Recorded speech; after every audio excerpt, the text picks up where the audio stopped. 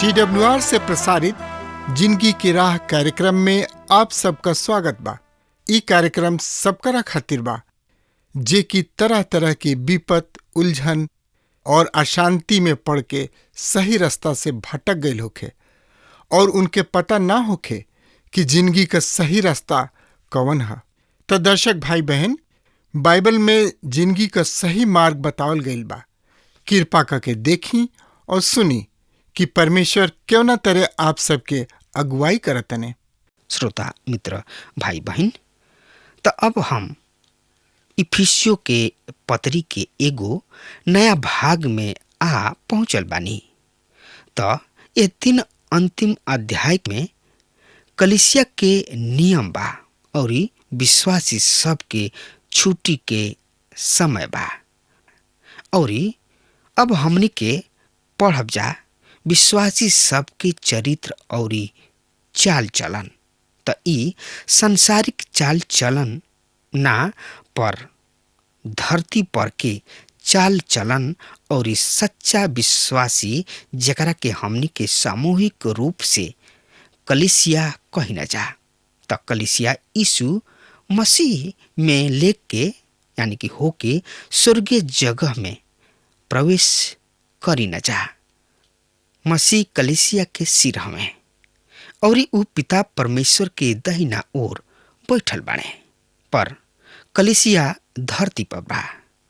तो इफिसियों के पत्री ओकर 1 से 3 अध्याय में हमनी के बुलाहट, बनावट और नियम पर विचार कैले रही जा।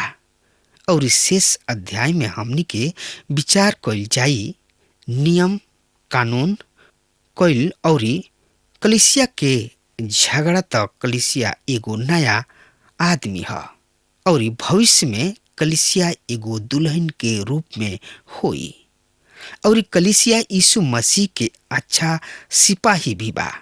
पहले 3 अध्याय हमने के बदलाव के चोटी पर रह जा और संभवतः नया नियम के सबसे बढ़ के ऊंचा आत्मिक चोटी पर।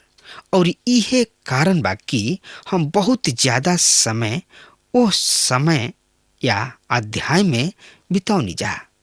प्रभु यीशु मसीह कहले कि हम संसार में बानी पर संसार के नइखी। तो ऐसन कइल जाला कि इफिसियों के पत्री उ जगह जौन की पुराना नियम में यहोशू के किताब के बा, तब ऐसन जगह पर पहुंच जाई न जा जहां सच्चाई प्रकट भइल। त यीशु प्रतिज्ञा भूमि में अब्राहम, इसहाक, याकूब और मूसा के साथ कइल गइल प्रतिज्ञा के आधार पर प्रवेश कर सकेलन। इस्राएली सब के यर्दन नदी के पार कइल मृत्यु, दफन और फेर से जियावल के चिन्ह ह। तो हमनी के विश्वासी होके के नाते प्रतिज्ञा भूमि में लगावल गइल बानी जा। तो उहमे पर हम और रउआ जी रहल बानी जा। यहोशू के सामने ओह प्रतिज्ञा भूमि में प्रवेश करे खातिर समस्या आई, पर ऊ विजयी भइलन। इफिसियों के पत्री में पहले आधा भाग में अधिपत्य मुख्य शब्द बा। इफिसियों 1 अध्याय में लिखल बा कि ऊ हमरा के मसीह में स्वर्ग जगह में सब प्रकार के आशीष देले बाड़े। मित्र, तो एकरा बारे में यहोशू 1 अध्याय में लिखल बा कि वो वचन के जैसे जवन हम मूसा से कहनी, अर्थात जौना जगह पर तू पैर रखब त ऊ सब हम तोहरा खातिर दे देतानी। तो अब विश्वासी सब खातिर सबसे बढ़िया अवसर बाकी उ आगे बढ़ आवस और अधिकार कलेस। तो सब आत्मिक और स्वर्गीय आशीष पर यदि रुआ मसीह में बानी तो परमेश्वर एकरा से कह रहल बाणे। तो सबसे पहले बात बाकी रुआ उहाँ के बाचा बानी और यदि रुआ मसीह नइखी तो रुआ पता चल जाई कि परमेश्वर रुआ से का कहल चाहताणे। रुआ विश्वासी बने जा रहल बानी तो अब रुआ अपना चारू ओर देखत बानी तो रुआ जान जाए कि लोग ओह जिंदगी के जी रहल बानन या नेखन जियत जवन परमेश्वर वहाँ से चाहत रहन। तो आई एकरा बारे में जानकारी खातिर रुआ हमरा संगे आपन पवित्र शास्त्र बाइबल निकाल लिहनी।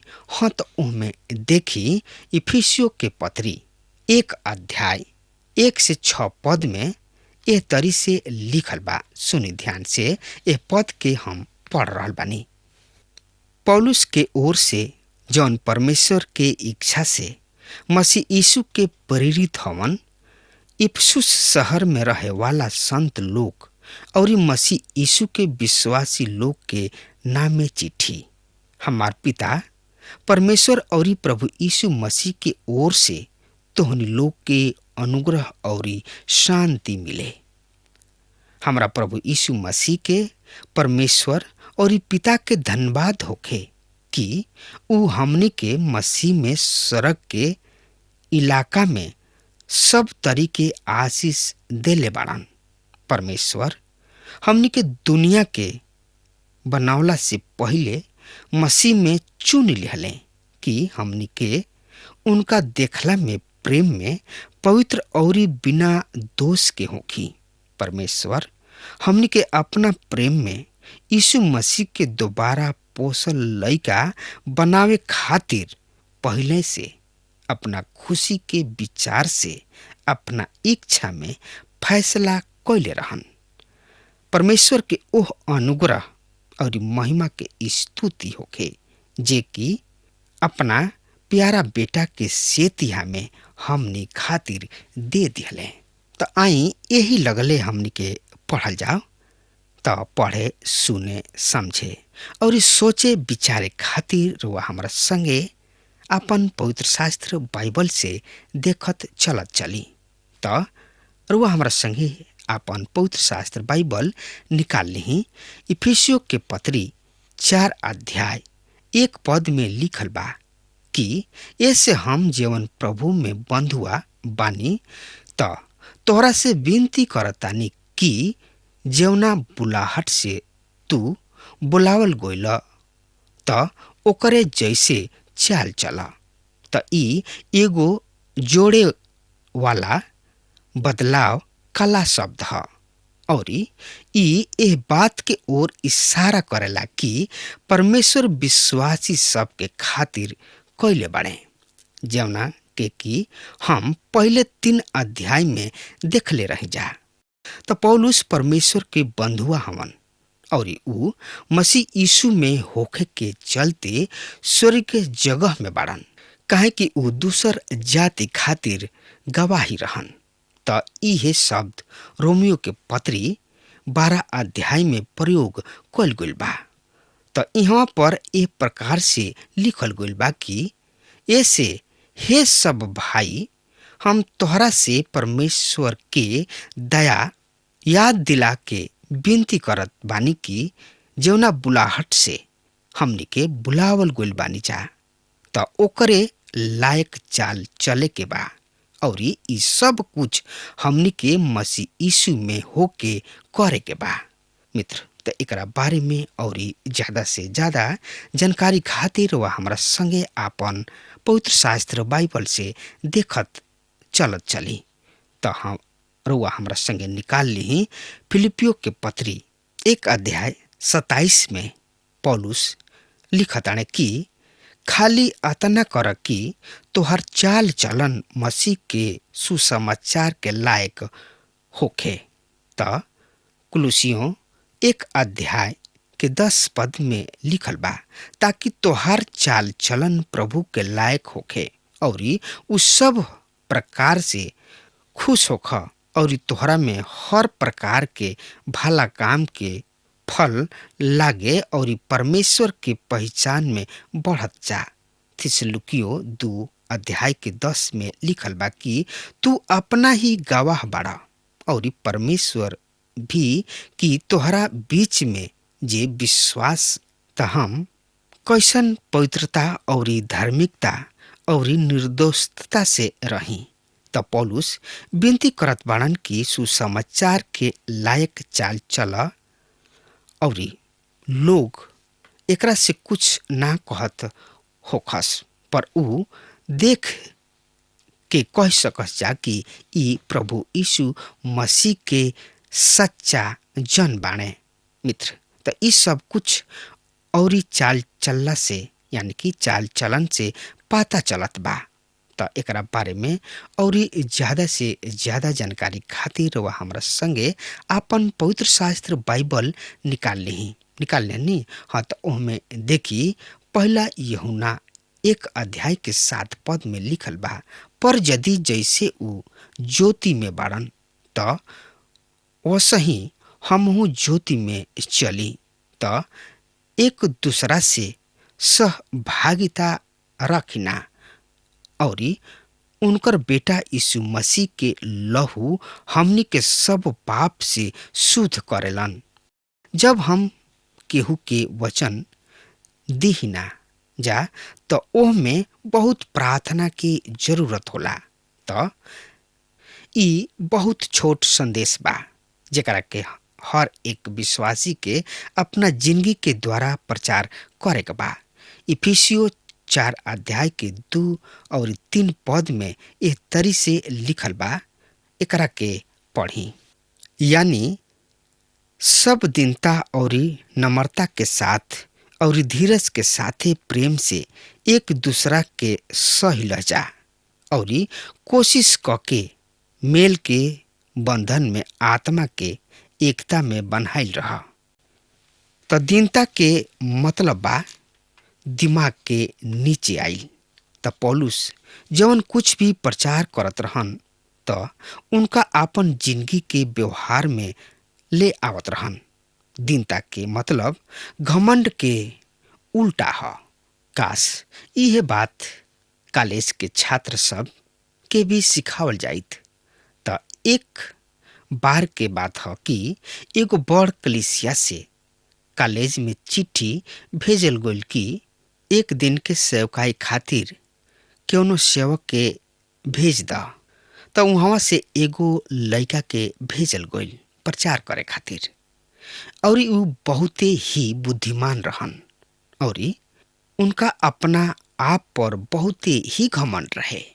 और जब ऊ यानी कि प्रचार करे खातिर पुलपिट पर चढ़न त सब कुछ भूल गइलन और चुपचाप नीचे उतर अलन, काहे कि ऊ संदेश रट के गोल रहन और भूल जाए के चलते ऊ पुलपिट से नीचे उतर अलन।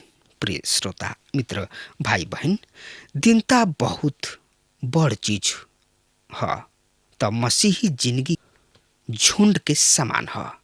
फिलिपियो 2 अध्याय के 3 पद में लिखल बा कि विरोध या झूठहू के बड़ाई खातिर कुछ जन कर, बाकी नम्र बन के एक दूसरा के अपना से निमन बुझा। यह संदेश जौन की अपना आप के दिन और अपना आप के नीच करे के बा, जैसे प्रभु यीशु मसीह अपना आप के नीच कर दिले, अपना आप के दिन बना दिले, स्वर्ग छोड़ के यह पृथ्वी पर अइले लोगन के सेवा करे खातिर। प्रभु यीशु मसीह मत्ती 11 अध्याय के 29 में कहले बाड़न कि हमार जुआ अपना ऊपर उठा ल और हमरा से सीख, काहे कि हम नम्र और मन में दीन बानी और तू अपना मन में आराम पैबा। तो आजकल बहुत सब विश्वासी बाड़न जिनकर जिंदगी घमंड से भरल रहेला और कुछ लोग के तो ये बात के घमंड रहेला कि उ अनुग्रह के कारण बचावल गोइल बाड़न। तो सच में हमनी के मन के दीनता से चले के जरूरत बा। तो बहुत सब लोग बाड़न जिनका एगो खास काम करे के दान नहीं मिलल, श्रोता मित्र भाई बहन, पर करेलन और हर जगह पर अपन हाथ डालेलन और उ आदमी सब में लायक बाड़न। तो श्रोता मित्र भाई बहन, पौलुस अपना आप के भी दिन बना देले। तो एकरा बारे में रुआ ज्यादा से ज्यादा जानकारी खातिर रुआ हमारा संगे अपन पवित्र शास्त्र बाइबल निकाल लेनी। हाँ, तो उनमें देखी गलतियों के पत्री 5 अध्याय 22 पद में यह तरी से लिखल बा, बाकी पवित्र आत्मा के फल प्रेम, आनंद, मेल मिलाप, धीरज, ई सब है जे अपना आप के दिन बना दी। ई सब ओकरा में पावल जाई। यीशु मसीह में सच्चा विश्वासी एक देह बाड़न और हमने यह बात जाने के बाकी मसीह यीशु में हमनी के सब एक बानी जा। तो एकरा बारे में और ज्यादा से ज्यादा जानकारी खातिर वह हमरा संगे अपन पवित्र शास्त्र बाइबल निकाल ली। हाँ, तो उनमें देखी कुलुसियों के पत्री 3 अध्याय 13 पद में एह तरी से लिखल बा। सुनी ध्यान से, हम पढ़ रहल बानी। और यदि केहू के ऊपर दोष लगावे के कोनो कारण होखे तो एक दूसरा के हासिल और एक दूसरा के अपराध माफ करा, जैसन प्रभु तोहनी लोग के अपराध माफ कइले वही तरी तोहनी लोग भी करा। ई ह पौलुस के संदेश जौन की ई दे रहल बाणे और लोगन के बता रहल बाणे कि एक दूसरा के पाप माफ करा, एक दूसरा के ऊपर दोष मत लगावा, काहे कि प्रभु ये सब के खातिर ओ कलवरी के क्रूस पर आपन जान दे दिले। श्रोता मित्र भाई बहन, अब हमार समय खत्म हो रहा बा, तब तक खातिर वो हमरा के आज्ञा दी। परमेश्वर रुआ की बहुत ही आशीष देस। आमीन। हमके विश्वास बा कि ई कार्यक्रम आप सब खातिर फायदेमंद सिद्ध भइल हुई। हम चाहतनी कि आप सब आपन आपन आशीष हमरों से बांटी।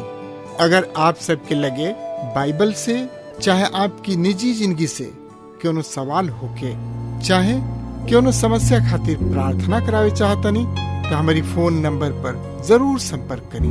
परमेश्वर आप सबके बहुत आशीष प्रदान करें और आज का दिन आप खातिर सुखद बनावे।